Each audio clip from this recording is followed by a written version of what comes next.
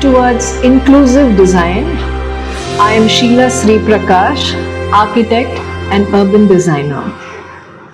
The design of the built environment includes the design of landscapes, permanent and temporary buildings that involve the creation of settings and enclosures for people to use for their need, comfort and enjoyment. I have always marveled at the creation of spaces in nature by other life forms other than human beings. They are always non-intrusive and sensitively built. They merge into the setting seamlessly, and when they have served their purpose, meld into their settings without leaving a footprint. Why then are we human beings so reluctant and indifferent in responding to nature and our co-living beings? Spaces, opened or closed, are carved out of the macro space that is primary home to all of humanity, including animal life and plant life. Therefore, these must be inclusive and equitable to those that they are being created for. The reason to create these unique spaces is to suit the varying needs, moods, and functions of the entire community. It is therefore mandatory to keep in mind that they are being created for the specific purpose of serving humanity. When we talk of the needs of humanity, we include physical, emotional, and spiritual requirements.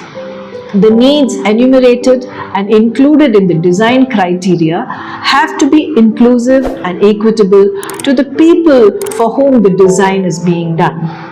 Humanity comprises the varied categories of people depending on their gender, physical age, socio-economic, and cultural status. There is again a categorization that is possible due to differential strengths and weaknesses of sensibilities of a person, including those of sight, hearing, touch, smell, not to mention the strengths and weaknesses of physique and the mind. So, designing for this complex group of primary users and keeping in mind the well-being and tolerance to flora and fauna who form the secondary group can be rather challenging. We also now have the biggest challenge of them all, that of climate change and global warming, that is throwing a plethora of complexities involving the use of energy, water, soil, building materials, and resources. In order to achieve an optimal solution that addresses the complex matrix of design parameters is truly complex and needs continuous work with collaboration, deliberation, and negotiation.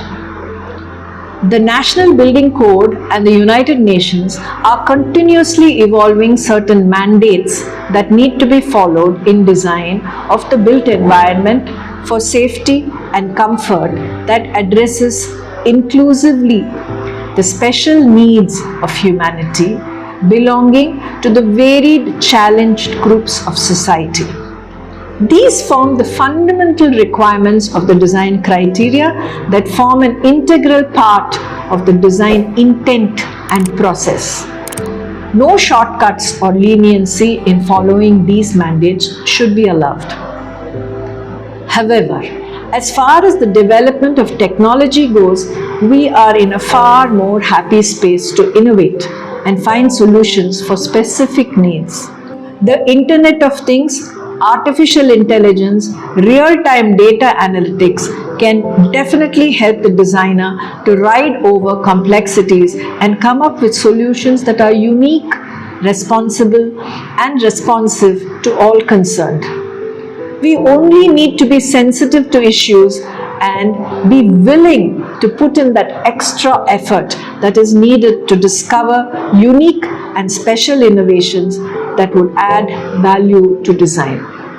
I am sure that soon sensors can morph gentle ramps into slopes, create textures for tactile guidance, create sounds and pop-up bars to guide people, depending on their individual need, which could even be stored in their personal device and looped to central servers to enhance services and provide a comfortable experience.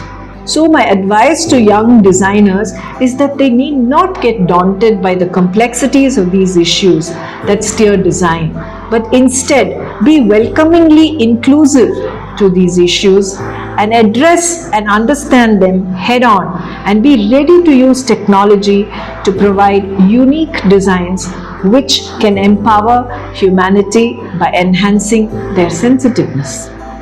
This could help us achieve our true potential by making all of humanity responsive and responsible to each other and to nature's bounty. Thank you.